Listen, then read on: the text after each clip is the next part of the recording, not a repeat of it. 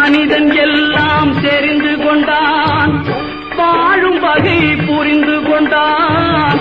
இருந்த போதும் மனிதனுக்கு ஒன்று மட்டும் தெரியவில்லை.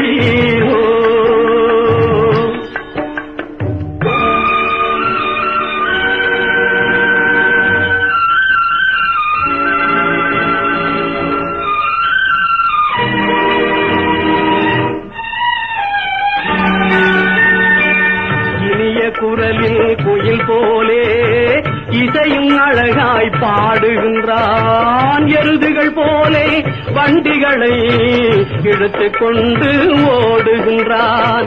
வனத்தில் வாழும் பறவைகள் போல் வானில் பறந்து திரிகின்றான். வனத்தில் வாழும் பறவைகள் போல் வானில் பறந்து திரிகின்றான்.